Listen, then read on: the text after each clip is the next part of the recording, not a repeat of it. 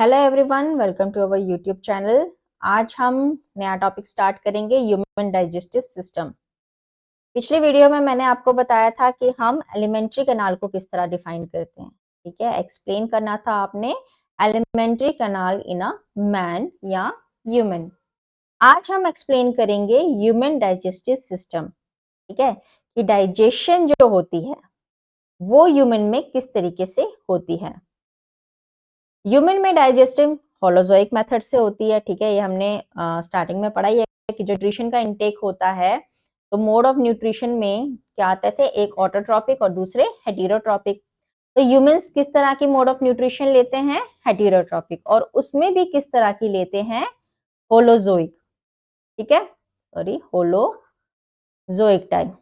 अब होलोजोइक किस टाइप की न्यूट्रिशन होती है, जो पूरे 5 प्रोसेस करती है। कौन कौन से? Ingestion, digestion, absorption, assimilation and egestion.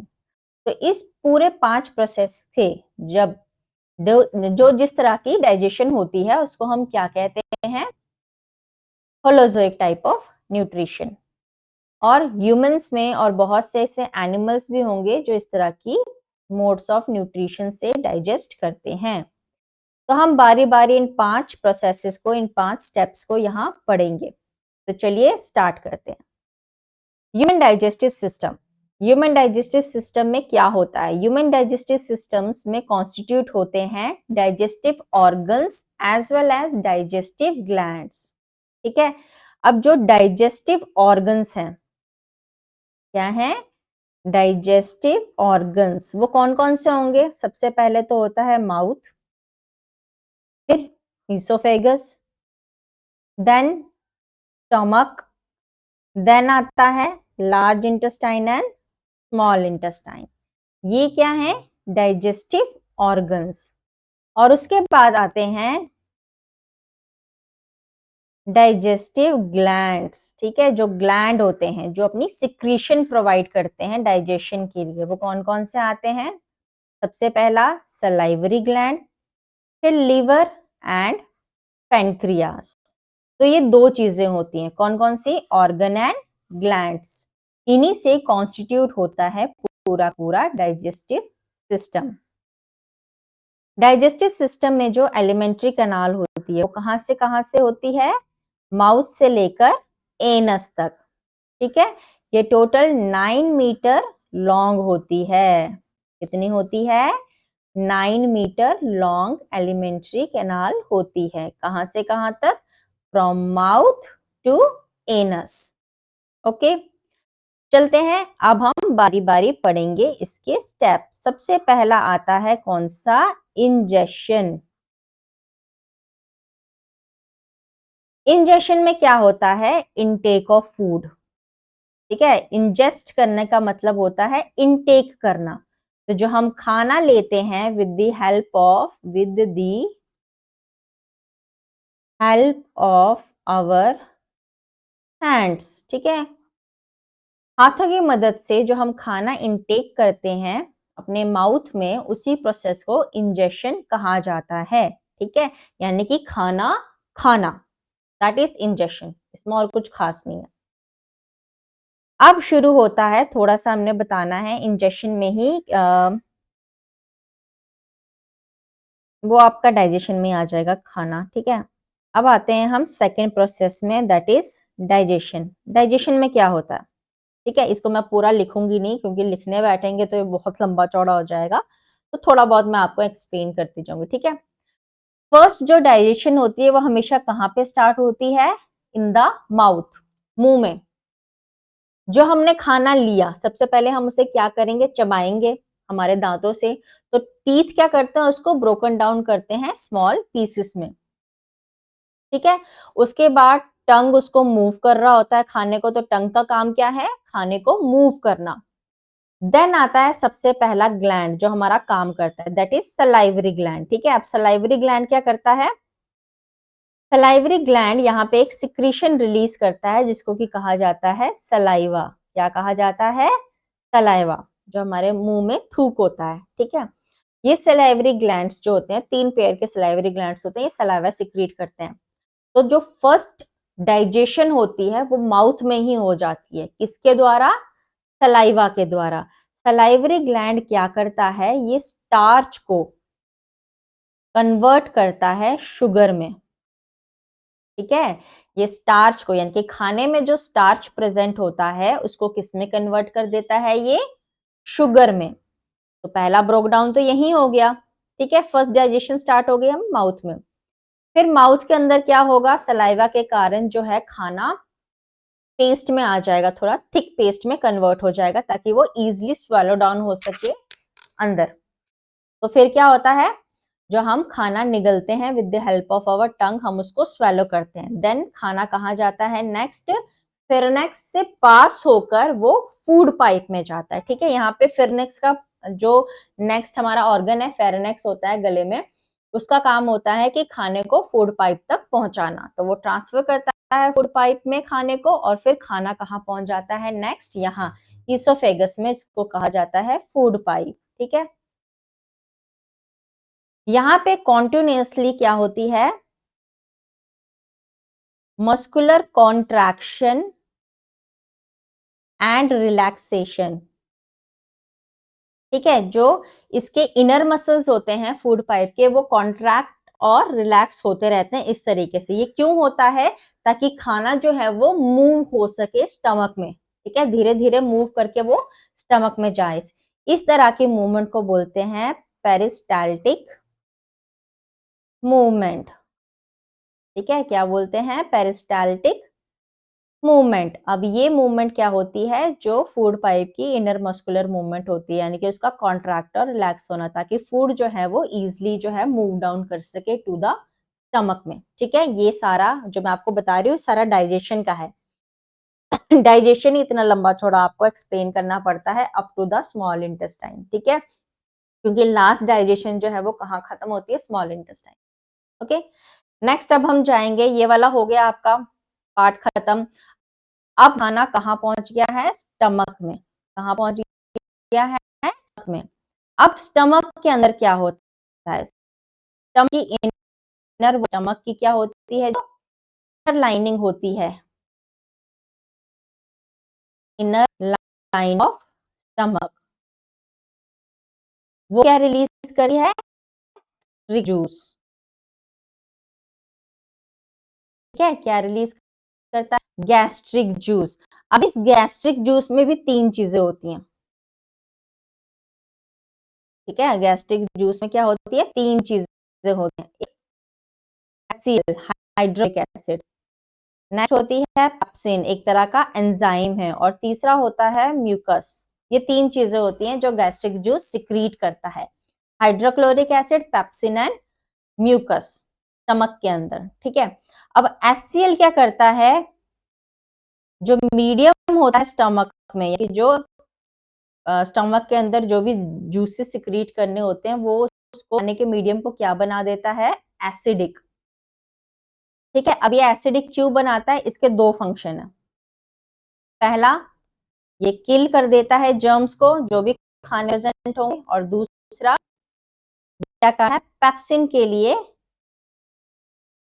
लिए जो है वो एसिडिक मीडियम बनाता है। पेप्सिन क्या है? एक एंजाइम है। ठीक है, इसको अपना काम करने के लिए कौन सा मीडियम चाहिए होता है?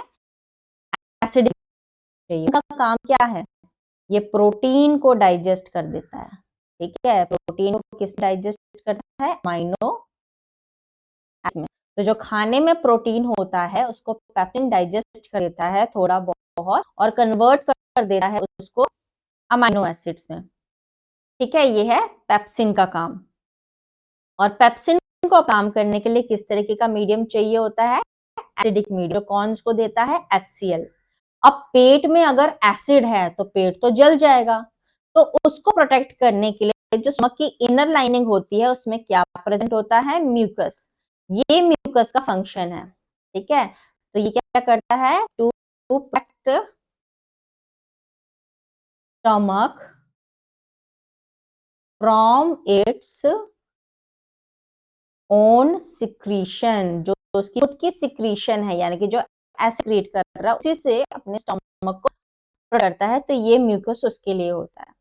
तो ये तीन चीज होती हैं कि स्टमक में, और ये तीनों चीजें कौन क्रिएट करता है? गैस्ट्रिक जूसेस, जो कहाँ होते हैं? स्टमक की इनर वॉल। ठीक है, यहाँ तक क्लियर हुआ। अब खाना थोड़ा बहुत डाइजेस्ट हो गया है, तो अब नेक्स्ट ये किसके अंदर जाएगा? यहाँ पे स्मॉल इंटेस्टाइन। पर स्मॉल इंटेस्टाइन के अंदर ये डायरेक्ट नहीं जा सकता, क्योंकि खाने का मीडियम अभी क्या है? एसिडिक। अगर इंटेस्टाइन में एसिडिक मीडियम में ये चला गया तो इंटेस्टाइन तो जल जाएगा, वो तो बर्न हो जाएगा। तो अब इस खाने को क्या बनाना है? एल्कलाइन कन्वर्ट करना है। तो ये काम कहाँ कन्वर्ट होता है? जब खाना नेक्स्ट स्टमक से निकलता है तो वो यहाँ पे जाता है कहीं। ठीक है, अभी ये यहाँ पहुंचा, अभी ये मतलब कि ये डायरेक्टली अभी स्मॉल इंटेस्टाइन में गया नहीं है। तो जब यहाँ से जो स्टमक का स्पिंस्टर होता है, जब यहाँ से ओपनिंग होता है, फिर काम आता है यहाँ पे दो ग्लैंड्स का। सबसे पहला लीवर और दूसरा पेनक्रियास। लीवर में क्या होता है? Bile juice. ठीक है, लीवर में क्या होता है? Bile juice. तो जो लीवर ग्लैंड है वो कौन सी सिक्रीशन देता है? बाइल जूस की। Liver is the largest gland of the human body. ठीक है, सबसे बड़ा ग्लैंड है ये बाइल जूस सिक्रीट करता है। ठीक है, और कहाँ स्टोर कर देता है इसको? गॉल ब्लैडर में। ठीक है, ये सिक्रीट करता रहता है और गॉल ब्लैडर में स्टोर करता है। फिर जब हम खाना खाते हैं और हमारे स्टमक से खाना जब बाहर को पास होने लगता है, तभी गॉल ब्लैडर से जो है बाइल जूस कहाँ चला जाता है? बाइल जूस उस खाने में। ठीक है, और इसका काम क्या है? इसका फंक्शन है अल्कलाइन बनाना। जो एसिडिक खाना था उसको वो किस में कन्वर्ट कर देता है? एल्कलाइन में। ऑलराइट, यहां तक हो गया। तो अब ये क्या हो गया? खाना अल्कलाइन हो गया है, और जो बड़े बड़े ग्लोब्यूल्स थे उनको भी वो छोटा छोटा तोड़ देता है। जो भी खाने में रह गए हैं फैट ग्लोब्यूल्स, ठीक है, उनको भी वो छोटा कर देता है। अब खाना होता है कहाँ पे? स्मॉल इंटेस्टाइन में। फिर आते हैं पेनक्रियास। पेनक्रियास में क्या होते हैं? Pancreatic juices.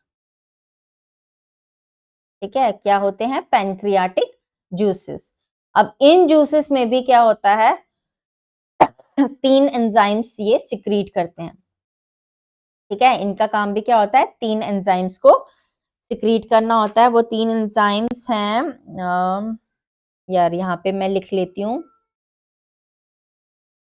एक है पैनक्रियाटिक अमाइलेज। ठीक है, दूसरा आता है ट्रिप्सिन, और तीसरा आता है लाइपेस, LAPASE। ये 3 एंजाइम्स जो होते हैं वो पैनक्रियाटिक जूसेस में होते हैं। अब इन तीनों का काम क्या है? एमाइलाइज जो है वो स्टार्च को कन्वर्ट कर देता है ग्लूकोज में। ठीक है, स्टार्च को किस में कन्वर्ट करता है? ग्लूकोज में। फिर आता है ट्रिप्सिन। ठीक है, ट्रिप्सिन का काम क्या है? ट्रिप्सिन कन्वर्ट कर देता है प्रोटीन को। ट्रिप्सिन किसमें? जैसे पेप्सिन प्रोटीन पे काम करता था ना, ट्रिप्सिन भी प्रोटीन में काम करता है और इसको कन्वर्ट कर देता है अमाइनो एसिड्स में। फिर आता है नेक्स्ट लाइपेस का काम। लाइपेस क्या करता है? लाइपेस कन्वर्ट करता है फैट्स को फैटी एसिड्स में। ठीक है, ये सारे इनके जो हैं वो सिंपलर फॉर्म्स हैं, glucose, amino acids, fatty acids. ठीक है, अब यहाँ पे जो है स्मॉल इंटेस्टाइन में सारा का सारा खाना डाइजेस्ट हो गया है, मतलब सब के सब सिंपलर फॉर्म में कन्वर्ट हो गए हैं, अमाइनो एसिड्स, ग्लूकोज और फैटी एसिड्स या ग्लिसरॉल में। ठीक है, हो गया सब कन्वर्ट। अब खाना सारा का सारा स्मॉल इंटेस्टाइन में कन्वर्ट हो गया है, तो यहाँ पे हमारा अब डाइजेशन का प्रोसेस जो है वो खत्म होता है। अब आता है तीसरा, एब्जॉर्प्शन, यानी कि खाना एब्जॉर्ब होना। अब खाना किस में एब्जॉर्ब होता है? ब्लड में। अब ब्लड में कैसे जाएगा? तो ब्लड में क्या होता है? जो स्मॉल इंटेस्टाइन की वॉल होती है, जैसे कि ये मान लीजिए स्मॉल इंटेस्टाइन की वॉल है। ठीक है, तो इस वॉल में क्या होते हैं? थाउजेंड्स विलीज होते हैं, ऐसे फिंगर लाइक प्रोजेक्शंस होते हैं, इनको विलीज कहा जाता है। इस तरीके से थाउजेंड्स विलीज प्रेजेंट होते हैं। कहाँ पे? स्मॉल इंटेस्टाइन में। ठीक है, जिनके अंदर क्या होता है? Blood capillaries. इसके अंदर ब्लड कैपिलरीज हैं। तो जो डाइजेस्टिक खाना जो हमारा एकदम ही स्मॉल सिंपलर फॉर्म में आ गया है, वो क्या करेगा? विलीज उसको एब्जॉर्ब कर लेंगी, ठीक है, यहाँ से विलीज क्या करेंगी, उसको एब्जॉर्ब कर लेंगी और कहाँ पे मिक्स कर देंगी उसको, ब्लड स्ट्रीम में। अब खाना सारा का सारा एब्जॉर्ब हो गया इनटू दी ब्लड, ठीक है, ब्लड में एब्जॉर्ब हो गया। अब आता है चौथी चीज, फोर्थ प्रोसेस, एसिमिलेशन। एसिमिलेशन का मतलब क्या होता है, यानी कि जो खाना एब्जॉर्ब हुआ है, जो न्यूट्रिएंट हमारे ब्लड में आ गए हैं, अब उसको हर पार्ट्स ऑफ द बॉडी में ले जाना, ट्रांसफर कर देना, ठीक है, उसको लेके जाना। तो एसिमिलेशन का मतलब ही यही होता है कि जो भी है थ्रू ब्लड क्या होता है, थ्रू ब्लड जितना भी न्यूट्रिशंस होते हैं वो चले जाते हैं to all parts of the body, जहां से वो सेल्स में ट्रांसफर हो जाते हैं, जो भी बाकी बॉडी सेल्स हैं, ठीक है, और वहां पे वो जाके एसिमुलेट यानी कि घुल जाते हैं। और उसके बाद वो किस में काम कर सकते हैं, हमारी बॉडी की ग्रोथ में काम कर सकता है, ठीक है, रिपेयर, ठीक है, कोई सेल हमारा अगर मान लो जैसे चोट लग जाती है या कुछ चीज हो जाता है, कोई प्रॉब्लम आ जाती है, कोई सेल जो है वो टूट जाता है, ठीक है, तो उसको रिपेयर करने में भी हेल्प करता है। तो ये होता है एसिमिलेशन का। अब यहाँ पे नेक्स्ट आता है लास्ट पार्ट, इजेशन, ठीक है, यानी कि बॉडी से अनडाइजेस्टेड फूड को बाहर निकालना। अब सारा का सारा फूड तो डाइजेस्ट होता नहीं है, कुछ ना कुछ तो अनडाइजेस्टेड भी रह जाता है। तो लास्ट में जो अनडाइजेस्टेड फूड है वो कहाँ जाता है, फिर लार्ज इंटेस्टाइन में।